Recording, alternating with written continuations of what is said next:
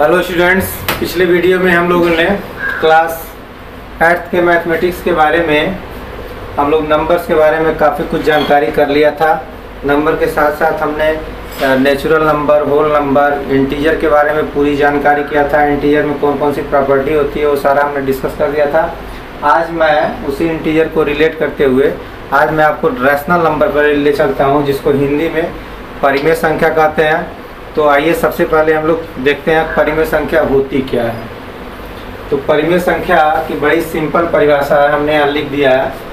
पहले जिस डिफिनीशन को देखा जाए, number of the form P upon Q, एक संख्या जो इस रूप की होती है। ऑफ द फॉर्म माने इस प्रकार की, इस रूप की, फॉर्म माने रूप होता है P बाई Q, एक संख्या जो P बाई Q के फॉर्म की होती है, के रूप की होती है। Where P and Q are integers, हम इंटीजर को जान चुके हैं। इंटीजर 3 प्रकार के होते हैं, निगेटिव, पॉजिटिव एंड जीरो। तो जो यहाँ P और Q लेंगे, एक कोई इंटीजर हो सकता है, वो निगेटिव भी हो सकता है, वो पॉजिटिव हो सकता है, वो जीरो भी हो सकता है, लेकिन नीचे जीरो ना हो। या आप कुछ भी ले सकते हैं, निगेटिव, पॉजिटिव, जीरो, लेकिन नीचे सिर्फ निगेटिव पॉजिटिव लेंगे, जीरो नहीं लेंगे, क्योंकि यहाँ कंडीशन लिख दिया गया है where P and Q are integer and Q not equal to zero. इसका क्या मतलब, Q शून्य नहीं होना चाहिए, P शून्य हो सकता है। तो आपसे पूछा जाए कि P बटा Q के फॉर्म में हम लिखेंगे तो P और Q क्या हो सकते हैं, तो P और Q इंटीजर हो सकते हैं। इंटीजर 3 प्रकार का होता है, जिसके बारे में हम लोग खूब जानते हैं, लेकिन Q शून्य नहीं हो सकता, ये इसमें कंडीशन है। तो परिमेय संख्या की परिभाषा हम लोग अच्छे से जान लिए कि परिमेय संख्या क्या होती है। परिमेय संख्या को, रैशनल नंबर को हम P अपॉन Q के फॉर्म में लिखते हैं, where P and Q are integer but Q not equal to zero. Example के लिए लिया जाएगा 2 अपॉन 3 हम लेते हैं, तो this is a rational number. क्यों? क्योंकि 2 भी इंटीजर है, 3 भी इंटीजर है, और नीचे शून्य नहीं आना चाहिए, तो नीचे शून्य नहीं है, वो तो 3 है। फिर हम लिखा -2 upon 3, this is also integer, क्योंकि इंटीजर निगेटिव भी होता है, ऊपर निगेटिव आ गया, नीचे पॉजिटिव भी होता है, जीरो भी होता है। फिर हम लिखा -2 upon -3, this is also integer, ये भी इंटीजर है। फिर हम लिखा 2 upon something -7, this is also integer, sorry this is also a rational number. तो all these are rational number because in numerator and denominator there are integers and denominator is not equal to 0, then we can say this number, any number of the type P upon Q will be rational number, but Q should not be equal to 0. So I think you remember, you learnt, you understand these things. Now we are proceed further. The second heading is standard form of rational number. तो standard form of rational number क्या होता है। अब आइए, rational number तो हमने जान लिया कि रैशनल नंबर क्या होते हैं। रैशनल नंबर P बटा Q के रूप में लिखे जाते हैं, जहाँ PQ इंटीजर होता है, Q शून्य के बराबर नहीं हो सकता। अब इसी का एक स्टैंडर्ड फॉर्म है, ये तो ठीक है, हमने जान लिया। इसका स्टैंडर्ड फॉर्म क्या होता है, तो स्टैंडर्ड फॉर्म ये होता है कि इसमें जो P बाई Q के रूप में हम लोग फॉर्म में लिखते हैं, जैसे मान लिए 2 अपॉन 4 लिखे हैं, तो this is also a rational number, but this is not in standard form. Standard form नहीं है, रैशनल नंबर तो है, ये रैशनल नंबर होगा because 2 and 4 both are integers and 4 not equal to 0, Q not equal to 0, then we can say this is a rational number, but this is not in standard form. Standard form में होने के लिए क्या जरूरी है कि इसका ये कोई एक निश्चित संख्या से एक कटे ना, जैसे 2 से काट दिया जाए, 2 1 कम 2, 2 दूना 4, 2 1 इज 2, 2 2 जा 4। तो इसको हमने 2 से दोनों को डिवाइड कर दिया। तो जब डिवाइड कर दिए तो एक हमारा एक और रैशनल नंबर फॉर्म हो गई 1/2। तो 1/2 is in the standard form, this is in the standard form, यही स्टैंडर्ड फॉर्म में है। तो स्टैंडर्ड फॉर्म में होने के लिए क्या है कि इसको आप काट नहीं सकते किसी संख्या से। तो आपको बात समझ में आ गई होगी कि रैशनल नंबर ये भी है, रैशनल नंबर ये भी है। तो स्टैंडर्ड फॉर्म में नहीं है, लेकिन ये स्टैंडर्ड फॉर्म में है। तो आइए अब स्टैंडर्ड फॉर्म का देखते हैं क्या डिफिनीशन बताया गया। तो इसका डिफिनीशन है, a rational number of the form P upon Q is said to be in the standard form. उसको स्टैंडर्ड फॉर्म में कहा जाएगा कब, इफ P है Q, P and Q are integers, यदि P और Q इंटीजर्स हों, ये सही बात है। हैविंग नो कॉमन डिवाइजर, यहाँ एक डिवाइजर शब्द छूट गया है, having no common divisor, having no common divisor, divisor then one, यानी एक के अलावा इनका कोई कॉमन डिवाइजर ना हो। जैसे देखिए इसमें कॉमन डिवाइजर 1 है, 1 से भी डिवाइड होगा, 1 से भी डिवाइड होगा, लेकिन 1 के अलावा कोई और संख्या नहीं मिलेगी कि हम इन दोनों को डिवाइड कर सकते हैं। तो आपको बात समझ में आ गई होगी। 3/4 एंड एक दूसरा संख्या है 6/4, 3/2, ये स्टैंडर्ड फार्म में नहीं है, but it is in standard form, क्योंकि इसका कॉमन डिवाइजर 1 होगा, मतलब ये दोनों 1 से केवल कर सकती हैं और किसी से नहीं कर सकती हैं। आए 2 से भी कट सकता है, 2 3 या 6, 2 2 या 4, तो ये 2 से भी कट गया। इसका कॉमन डिवाइजर 2 भी है, 1 भी है, तो इसके 2 कॉमन डिवाइजर है, 2 एंड 1 बोथ। लेकिन यहाँ देखें तो सिर्फ 1 इसका कॉमन डिवाइजर है, तो जब 1 कॉमन डिवाइजर है तो वो स्टैंडर्ड फार्म में होगा। तो ये ध्यान देना आपको कि रैशनल नंबर कब स्टैंडर्ड फार्म में होगा, कब स्टैंडर्ड फार्म में नहीं होगा। स्टैंडर्ड फार्म को हिंदी में मानक रूप कहते हैं और रैशनल नंबर को हिंदी में कहते हैं परिमेय संख्या। तो हम लोग दोनों भाषाओं में समझेंगे, हम लोग इंग्लिश में भी समझेंगे, हिंदी में भी समझेंगे। तो आइए, परिमेय संख्या क्लियर हो गई कि कोई भी परिमेय संख्या P/Q के रूप में होती है। P और Q इनकी पूर्णांक होते हैं और Q शून्य नहीं हो सकता। अब स्टैंडर्ड फार्म में क्या नियम है कि P/Q के रूप में है तो वो स्टैंडर्ड फार्म होगा, लेकिन जरूरी क्या है कि दोनों का कोई उभयनिष्ठ फैक्टर नहीं होगा, मतलब दोनों संख्याएं किसी एक संख्या से डिवाइड नहीं होंगी। एक को छोड़कर, एक से तो सब डिवाइड हो जाती हैं, तो एक को छोड़ करके इसका कोई डिवीजन करने वाला कोई संख्या हमको नहीं मिलेगा, तो होगा स्टैंडर्ड फार्म। अब आइए हम बात करते हैं इक्विवेलेंट रैशनल नंबर। इक्विवेलेंट का मतलब होता है बराबर परिमेय संख्या। अब हम यहाँ बात करेंगे 2 लोगों की, क्योंकि जब भी बराबरी की बात की जाती है तो हमेशा 2 लोग लिया जाता है। यहाँ तुलना हमको करनी है, तो तुलना में हमेशा 2 फैक्टर आते हैं, 2 चीज़ें, जैसे 2 लड़के हों, 2 पेन हो, 2 घर हो, कौन अच्छा है कौन बुरा है, तो हमेशा 2 को बात करते हैं। तो इक्विवेलेंट में हम लोग आते हैं, इक्विवेलेंट रैशनल नंबर क्या होता है। तो इक्विवेलेंट रैशनल नंबर का एक नियम बताया गया कि अगर A/A/B हम कोई रैशनल नंबर लेते हैं तो ये किसके इक्विवेलेंट होगा, जब A में हम किसी एक निश्चित राशि से और B में भी उसी निश्चित राशि से गुणा करेंगे, यानी दोनों में किसी एक क्वांटिटी से मल्टीप्लाई कर दिया जाए। तो A/B जो होगा, A/B जो एक रैशनल नंबर मिला, ये इक्विवेलेंट होगा AM/BM के। क्यों? क्योंकि MM का कैंसिल हो जाएगा और फिर हमको A/B ही मिलेगा। जैसे एक न्यूमेरिकल एग्जांपल लेते हैं, 2/3 लिया जाए तो 2/3 को हम ऐसे भी लिख सकते हैं, ऊपर 10 का मल्टीप्लाई, नीचे 10 का मल्टीप्लाई, ये भी 2/3 ही है। ये 2/3 है, this is also 2/3, because if we cut 10/10, यदि 10 से अगर 10 को डिवाइड कर दिया जाए तो वी गेट 2/3, हमको 2/3 ही मिलेगा। तो हम कह सकते हैं कि 2/3 is a equivalent rational number.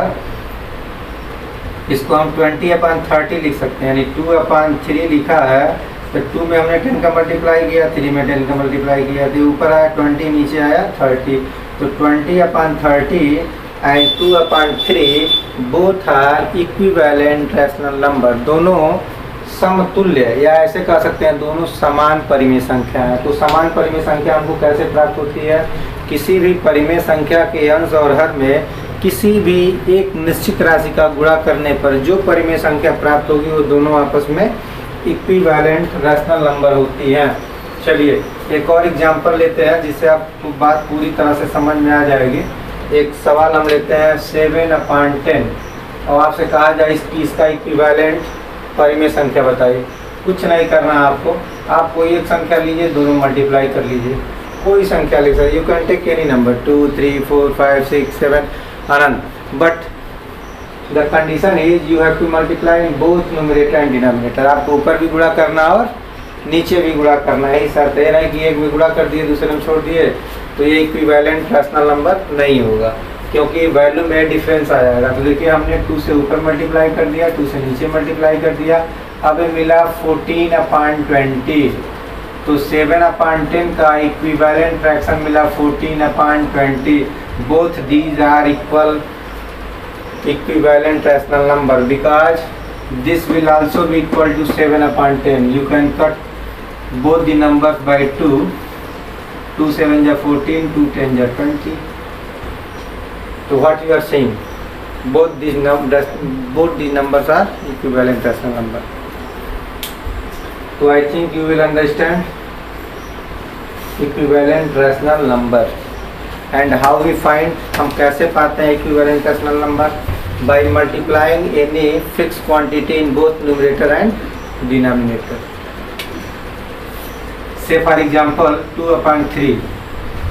If you want to find equivalent rational number of 2/3, then we multiply in both numerator and denominator by 7, by 6, by 2, by 3, by any number which you like. Now you will get 14/21. And what you are saying, if we cut these two quantity by 7, 7 2 are 14, 7 3 are 7 2 are 14 or 7 3 are 21, then what we find? We find 2/3.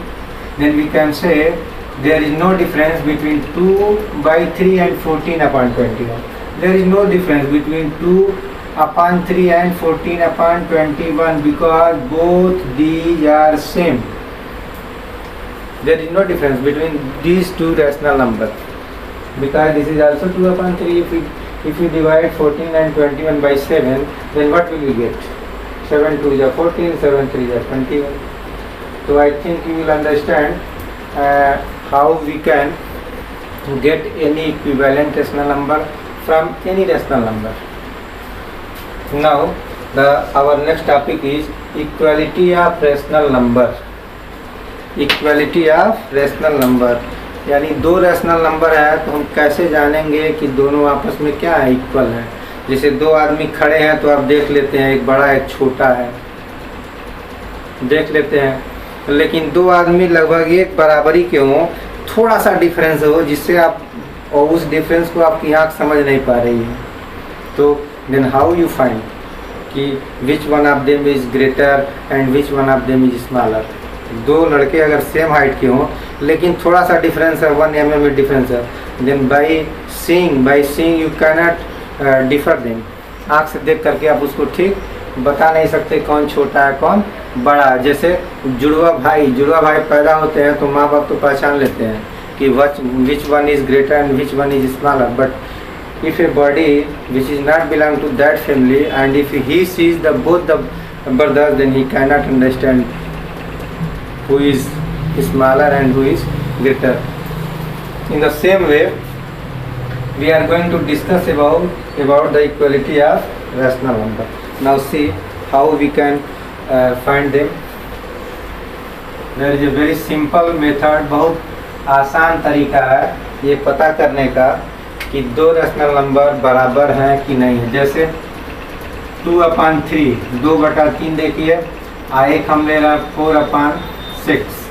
अब देखा जाए कि ये दोनों equal हैं कि नहीं है, बड़ी सिंपल तरीका है। पहला सिंपल तरीका मैं आपको दो तरह से बता रहा हूँ, इसको 2 से कट कर दीजिए, 2 2 या 4, 2 3 या 6।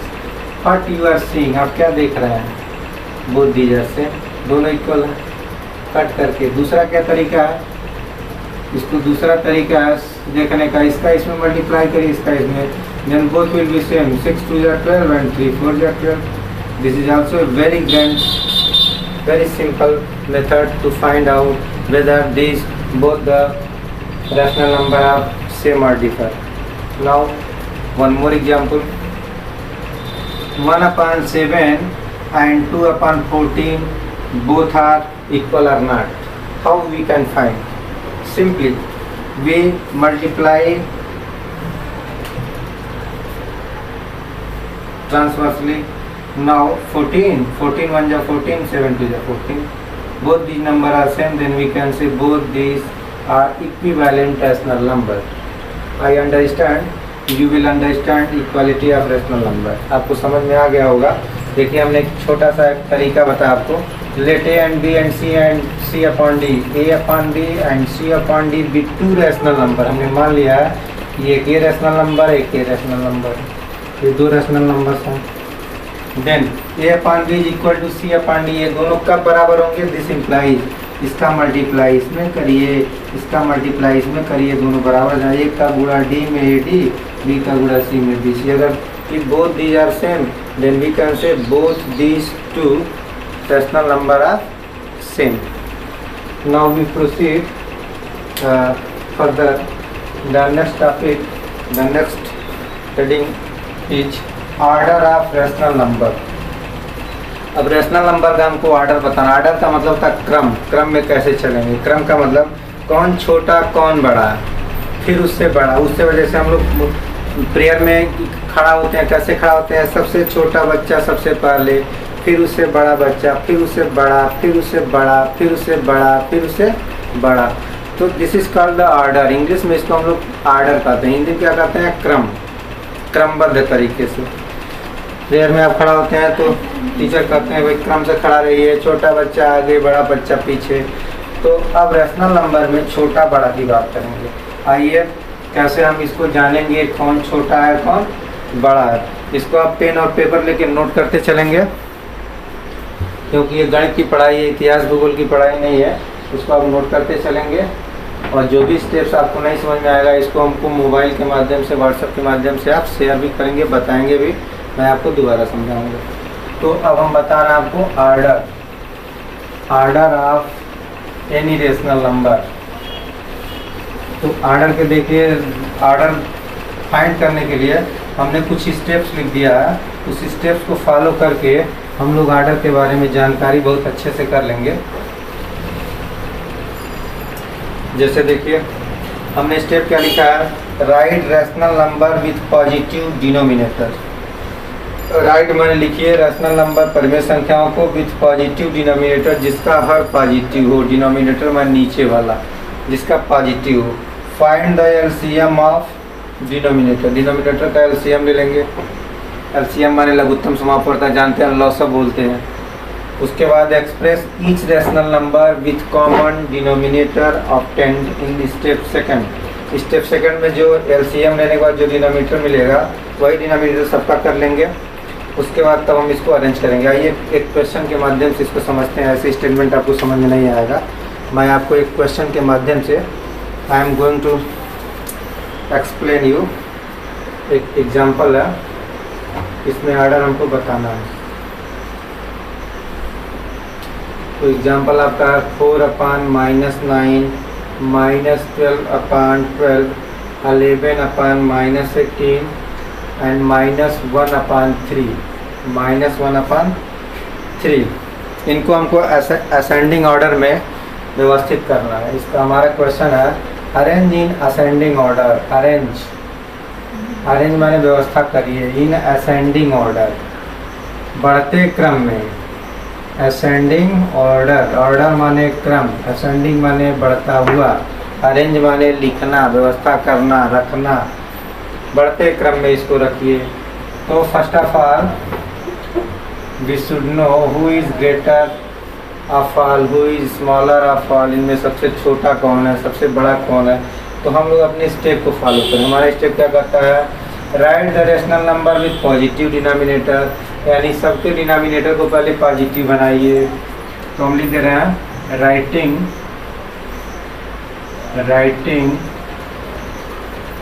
द डिनोमिनेटर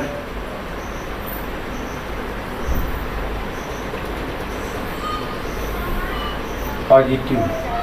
सबसे पहले हम डिनोमिनेटर को पॉजिटिव बना रहे हैं। देखिए पॉजिटिव कैसे बनता है? एक माइनस नीचे है, इसको ऊपर ले आएंगे तो नीचे का ऊपर एक खिसक जाता है। नीचे वाला पॉजिटिव हो गया। यहाँ नीचे वाला पॉजिटिव है तो कोई दिक्कत नहीं है, क्योंकि नीचे वाला हमको पॉजिटिव चाहिए। यहाँ देखिए नीचे वाला निगेटिव है तो क्या करेंगे? निगेटिव से आपको भगा देंगे। भगो यहाँ से, ऊपर जाओ। ये तो ऊपर ही है, सब सभी निगेटिव को हमने ऊपर भगा दिया। तो पहला काम हो गया। अब एलसीएम फाइंड आउट करेंगे। एलसीएम कैसे निकालते हैं आप जानते हैं, छोटी कक्षाओं में आपने पढ़ लिया है कैसे एलसीएम निकाला जाता है। एक बार मैं फिर से आपको अच्छे से समझा रहा हूँ। एलसीएम देखिए, जिसको निकालना नहीं आता एलसीएम समझें। 9, 12, 18, 3 का एलसीएम निकालना है तो हम पहले ऐसे लाइन बनाते हैं, ऊपर लिख देते हैं, फिर ऐसे लाइन खींचते हैं। अब ये सब संख्या किससे कटेगी, पहले 2 से हम लोग काटना शुरू करते हैं। चाहे सब कटे न कटे, कोई 2 कट जाएगा तब भी हमारा काम चलेगा। अगर 2 से कोई 2 कट रहा है तब भी हम लोग 2 से स्टार्ट करते हैं, 1 को नहीं देखते हैं। 2 से स्टार्ट करेंगे। अगर 2 कट जा रहा है पहले 2 से काटिए। आज जब 1 कटता है तब हम नहीं काटते, तब फिर हम 3 को आगे बढ़ाते। तो और जो 2 से काटेंगे तो 9 नहीं कटेगा, तो 9 को राइट डाउन कर देते हैं, मिटा देंगे।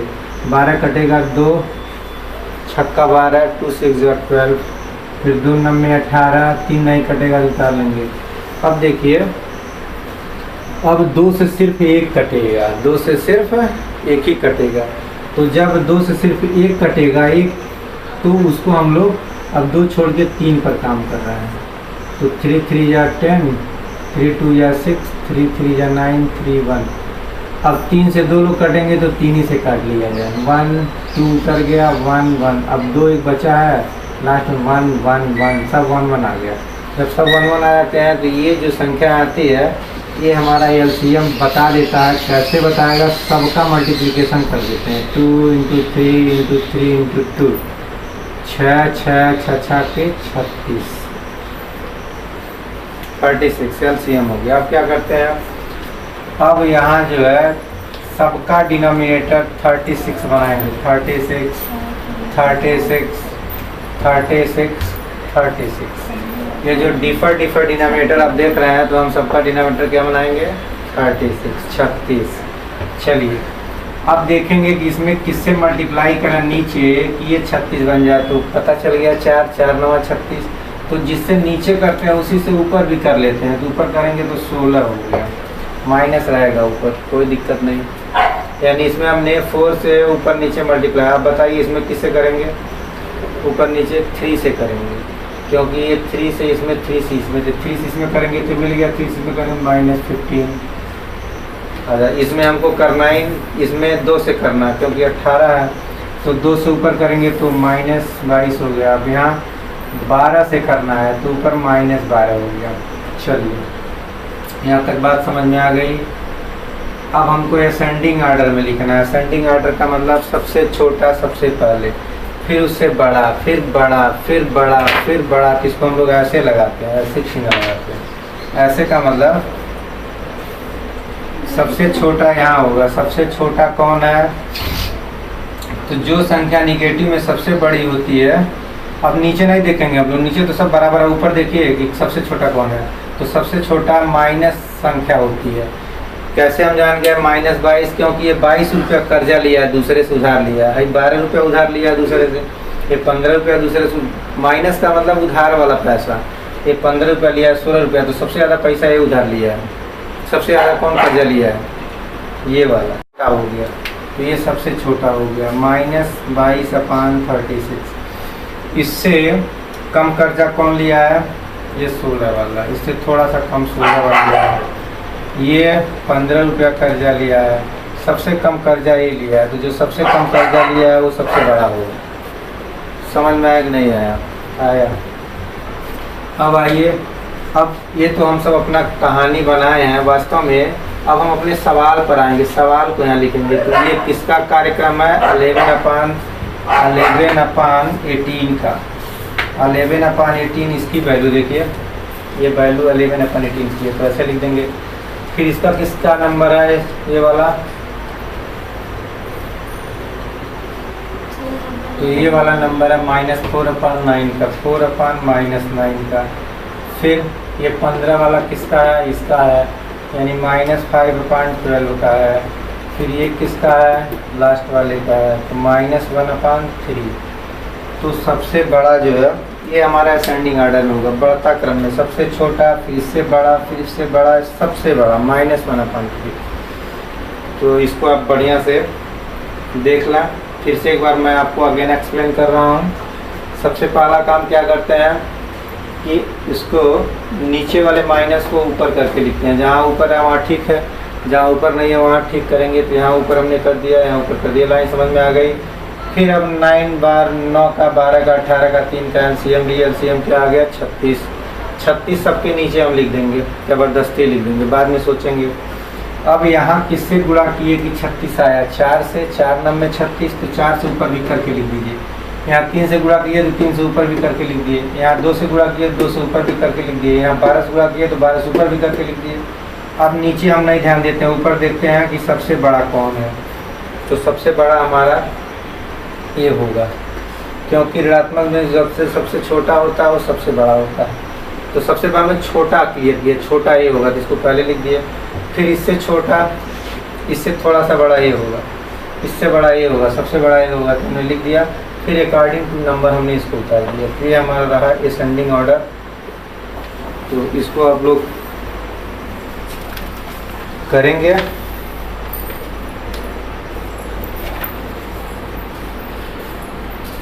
एक आइटम और आपको एक्सप्लेन करना है, ये है हमारा absolute value of A rational number. इसको आप लोग नोट कर लें, फिर हम आगे बढ़ते हैं। Absolute value of A rational number. तो आइए एब्सोल्यूट वैल्यू समझते हैं। क्या है एब्सोल्यूट वैल्यू? एब्सोल्यूट वैल्यू को हम लोग हिंदी में निरपेक्ष मान कहते हैं, निरपेक्ष मान। तो एब्सोल्यूट वैल्यू को समझते हैं। एब्सोल्यूट वैल्यू हम देखते हैं absolute value of A number. तो ये एब्सोल्यूट वैल्यू से क्या मतलब है? इसका मतलब ये है कि ऐसे अगर हम 2 पाई लेते हैं, इसको बोलते हैं इंग्लिश में मॉड, शॉर्ट फॉर्म मॉड है, इसको full form modulus. Modulus, modulus कोई हम लोग निरपेक्ष मान कहते हैं। मॉडुलस का मतलब होता है निरपेक्ष मान। एब्सोल्यूट वैल्यू निरपेक्ष मान, इसको मॉड पढ़ते हैं या मोडी, मॉड। इसको मॉड, इसको पढ़ेंगे mod of 2/3।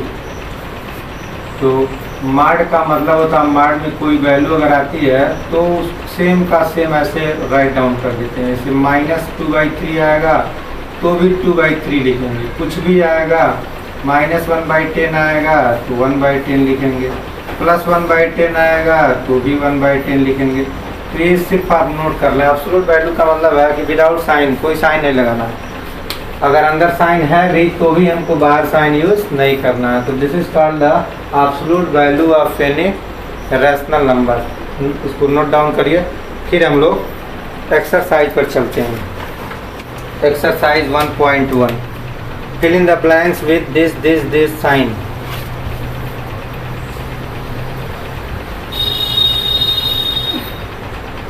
Exercise 1.1, question number 1, fill in the box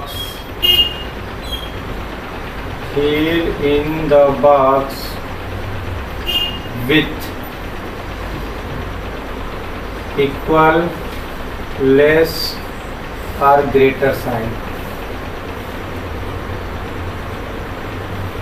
The first question is -518 box hit 45 1 -72. The second is -3/7 -6/13. And the third question is -3 box -18/5. Fourth one is 0 box -3/-7. Fifth one is 0 box 7/-1. And the sixth one is 7/-13 box 46/91 negative. In these questions we have to put equal sign, less than sign or greater than sign. Now come to the first question.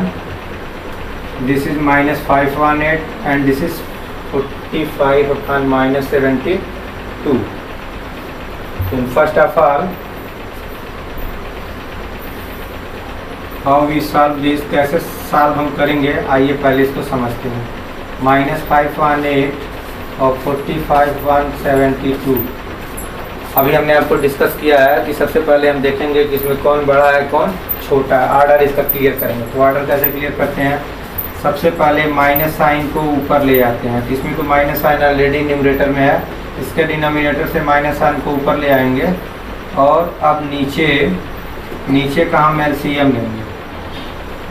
तो LCM लेने के बाद आप पाएंगे इन दोनों का multiply ही LCM होगा। 45/72 minus ऊपर चला जाएगा। तो इन दोनों का एलसीएम लेंगे तो आएगा 872। इसको 2 से हम करते हैं, ये 36 हो गया, फिर 4 का आधा 2 और 36 का आधा 18, 199 को पूरा लेना पड़ेगा। तो 972 इसका एलसीएम आया। तो हम 72 यहाँ भी लिख देंगे, 72 यहाँ भी लिखेंगे, दोनों जगह। अब इसमें किससे मल्टीप्लाई करें कि 72 होगा तो 9 से, 8 9 72, तो 9 से ऊपर भी कर दिए तो 9 पंजे 45। यहाँ तो ऑलरेडी 72 है, मल्टीप्लाई करना ही नहीं है तो -45 को लिख देंगे। अब यहाँ तक समझ में आ गया। अब देखेंगे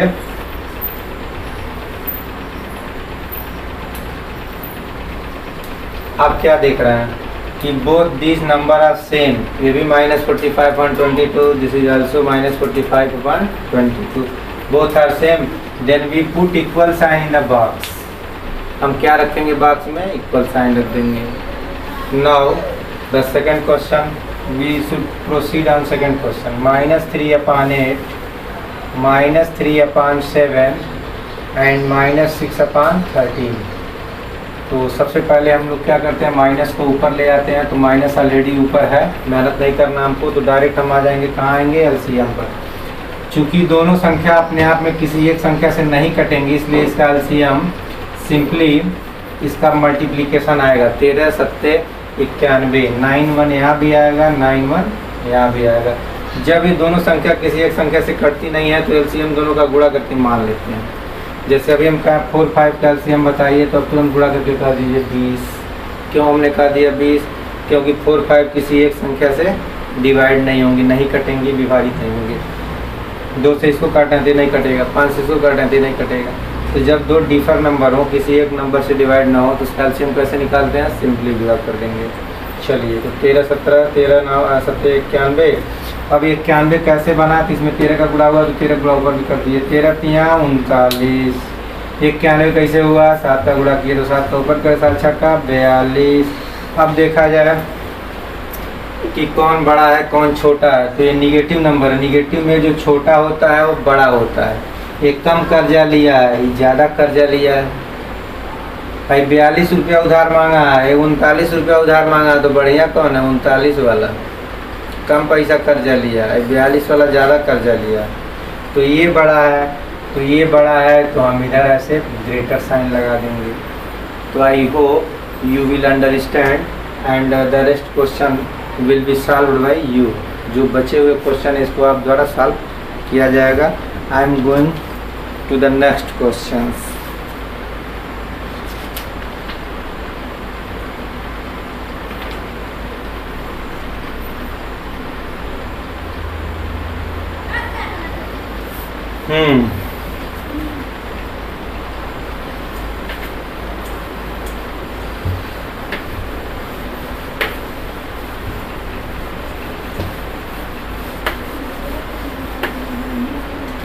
Now the next question is, first question is express 3/4, express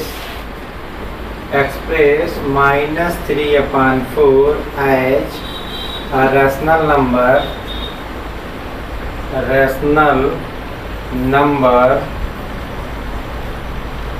with a denominator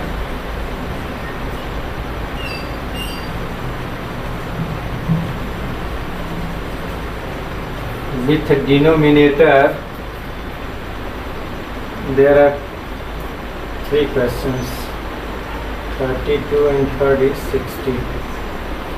express 3/4 को हमको लिखना है, किस फॉर्म में लिखना है? ये रैशनल नंबर के फॉर्म में लिखना है। तो रैशनल नंबर के फॉर्म तो है ही है, लेकिन डिनोमिनेटर क्या होना चाहिए? 8। चलिए, तो पहले हम -3/4 पर आते हैं। अब हमको इसका डिनोमिनेटर 8 बनाना है। तो इसमें हमने किससे गुणा किया कि 8 आया? 2 से। तो 2 से इसमें भी कर लेंगे तो 6 हो गया। तो ये हमारा आंसर आ गया। अब इसी को हमको 32 बनाना है तो -3/4 को ऐसे लिखना है कि डिनोमिनेटर माने नीचे वाला 32 हो जाए। तो इसमें हमने किससे मल्टीप्लाई किया 8 से, तो 8 से ऊपर भी कर लेंगे तो ऊपर 8 तो 24 हो जाएगा। -3/4 का डिनोमिनेटर क्या बनाना है 60। तो ये 60 कैसे बना 4 15 से गुणा किए, 15 चौके 60, यहाँ भी 15 कर लीजिए, 15 दिया 45, ये आंसर हो गया। तो ये रहा हमारा दूसरे टाइप का क्वेश्चन। इसी तरह से एक क्वेश्चन और है, इसको भी आप कर लेंगे। ये जो भी एक्सरसाइज 1.1 है, जितना हमने नियम बताया है, ये नियम आपके लिए पर्याप्त है। एक्सरसाइज 1.1 आप सॉल्व कर सकते हैं। तो आज के लिए बस इतना ही। आपका जो होमवर्क है exercise 1.1 complete. Homework exercise 1.1 complete करना आपको। फिर हम लोग नेक्स्ट वीडियो मिलते हैं। साथ ही साथ एक और सूचना आप लोगों के लिए है कि जो भी बच्चे अभी निष्क्रिय हैं, लॉकडाउन की वजह से वो निष्क्रिय न रहें, क्योंकि उनका पढ़ाई का जो बहुत बहुमूल्य समय है जो नुकसान हो रहा है। एक्टिव हो जाएं, सवालों को कराएं, जो भी प्रॉब्लम होती है फ़ोन के माध्यम से, व्हाट्सएप के माध्यम से हम लोगों तक अपनी सूचना को पहुंचाएं। हम लोग समझाने का हर कोशिश करेंगे और आप अच्छे से समझेंगे, पूरा हमारा विश्वास है। और कतई एक्टिव हमेशा रहें, पैसिव न हो, निष्क्रिय न बने। इन्हीं शब्दों के साथ बहुत बहुत धन्यवाद। फिर हम लोग नेक्स्ट वीडियो में मिलते हैं।